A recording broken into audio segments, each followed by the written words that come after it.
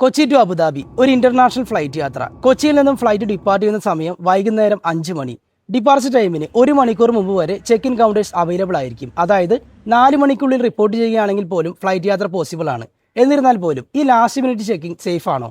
അവസാന നിമിഷത്തെ ചെക്കിൻ ആയതിനാൽ ഇതുമൂലം ഫ്ലൈറ്റ് ഡിലേ ആകാതിരിക്കാൻ ഇമിഗ്രേഷൻ ഏരിയയിലും CSFന്റെ സെക്യൂരിറ്റി ഏരിയയിലും പെട്ടെന്ന് ക്ലിയർ ചെയ്യാനായി എയർലൈൻ സ്റ്റാഫ് ഹെൽപ്പ് ചെയ്തേക്കാം.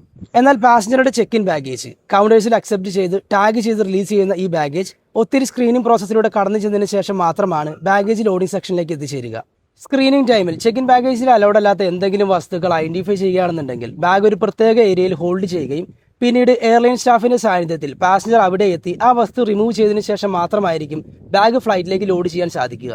ടൈം ടേക്കിംഗ് ആയി പ്രോസസ് ചെയ്യാൻ വേണ്ടത്ര സമയമില്ലാത്ത സാഹചര്യത്തിൽ ബാഗിൽ നിന്നും ആ വസ്തു റിമൂവ് ചെയ്യാനുള്ള പെർമിഷൻ എയർലൈൻ സ്റ്റാഫിന് നൽകിക്കൊണ്ടുള്ള ഒരു ഓതറൈസേഷൻ ലെറ്റർ എഴുതി വാങ്ങിയതിനു ശേഷം പാസഞ്ചറെ ഫ്ലൈറ്റിൽ ട്രാവൽ ചെയ്യാൻ അനുവദിക്കുന്നു. എന്നാൽ ബാഗ് മറ്റ് സെക്യൂരിറ്റി ഫോർമാലിറ്റീസ് എല്ലാം കഴിഞ്ഞതിന് ശേഷം നെക്സ്റ്റ് അവൈലബിൾ ഫ്ലൈറ്റിൽ മാത്രമായിരിക്കും അയച്ചു കൊടുക്കുക.